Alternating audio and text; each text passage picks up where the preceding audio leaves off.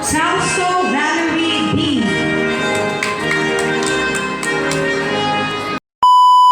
Ngayong araw na pala ang graduation ni Ate Bal, kaya isasama ko kayo. Kinulot muna pala siya ni ate at minake-upan. Gel na yung ginamit natin kasi wala nang available na spray net. Nilagyan na din ni ate ng konting makeup kasi ayaw naman din ni Ate Bal. 3:30 ay natapos na at nauna na sila sa school. Pagkatapos ni ate ayusan si Ate Bal ay nag-ayos na din siya. Tapos ay sumunod na din sila sa school. Naglakad na rin sila kasi naglakad na lang daw sila kasi malapit naman sa amin yung school. Tanong nga lang sa bahay namin. Pagdating nila, hindi pa nagsisimula yung graduation.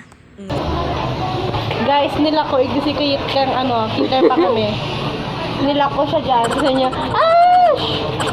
Pagdating nila, pinuntahan na muna nila si Ate Bal. Hindi na tumaas si Ate Bal, kaya inintay niya na lang si Ate Bal pagpasok. Pinsan pala namin si Ate Bal at tita naman namin yung mama niya. Kaso nasanay na lang kami na Ate Bal ang tawag sa kanya kasi yun naririnig namin. Dito nga pala nag-aaral si Ate Bal sa Santa Lucia Elementary School. Dito nga din pala nag-aaral si ate at lahat kami.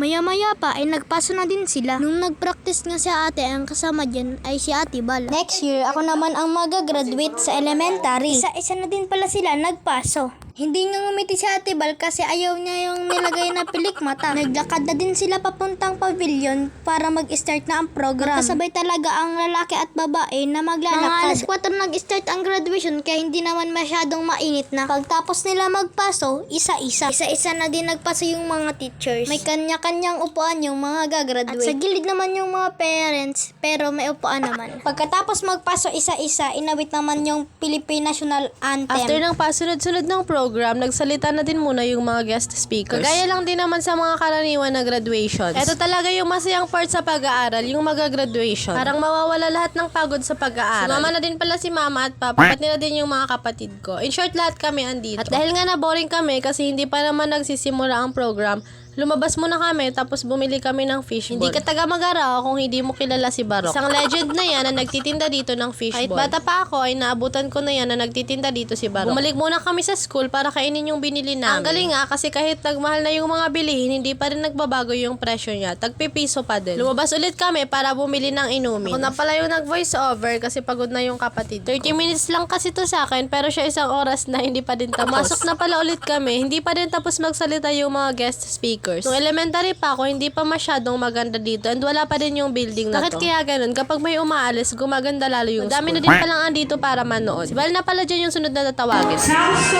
Valerie B.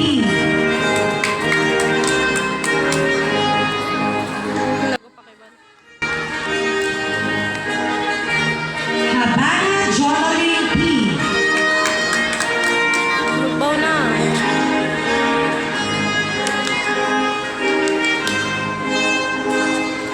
Meralfes Trisha V. Pagtapos naman ni Val tawagin, pumunta muna kami sa kanto para mag-wifi. May kailangan kasi kaming gawin. Nag-post muna kasi ako sa IG at sa YouTube. Bandang 6:30 na nang bumalik kami sa school. Tapos na rin sila kumanta ng graduation song. Actually, umuwi na pa isa-isa kasi tapos naman yung iba naman ay nagpipicture-picture muna, pati na din yung mga teachers. Nahanap na namin dyan si Val kasi uuwi na. 7 PM na pala natapos yung graduation. Naglakad na kami pa uwi kasi sabi ko nga malapit lang naman. Pagtapos naman ng graduation, niyaya kami ni Ate Bel pumunta sa Naga. Ditreat daw kasi nila kami ng mera. Mga 8 PM na nga ng mga oras na yan. May service naman silang dala kaya hindi hassle. Talaga kapag may service kasi kahit anong oras ay pwede. Dito kami nagpunta sa La Playa Spot and Coffee Bar. Malapit sa sentro, pagkaliko lang sa 7-Eleven. Dapat nga kahapon ko pa ito po-post kaso na-stuck sa gallery ko. Sobrang dami nga ng tao dito kasi gabi Maliit na. Lang yung space dito kaya naghanap na sila ng pagpepwesto. 2 beses pa lang pala ako nakakain dito and pangatlo pa lang ngayon. Ako na nga lang yung pinag-order nila. Hindi pa naman masyadong mahaba ang pila. Gawa pong mera chicken, tapos 5 na mera pork chop. Dine-in po or take-out? Dine-in. Drinks, ma'am. Pepsi, Mountain Dew, Merinda. Mountain Dew na lang. Medyo matagal pala na-serve sa amin yung pagkain. Halos nasa 30 minutes din yun. Tapos nag-iba na din sila. Dati kasi 99 pesos meron ng Tapos egg. Mas malaki yung serving. Meron na din yung sabaw. Kaso pagpunta namin ay niluluto pa lang daw. Pero meron naman na yung isang soft drinks. At hindi lang din naman normal na fried rice lang. Ang cute nga nitong salamin, puno ng mga pictures. Iniwan nga lang yan ng mga kumakain Meron ding mga stickers na galing sa mga nagmo-motor vlog. Kumain na din kami at bandang 9:30 ay nakauwi na. Super nakakapagod pero masaya naman.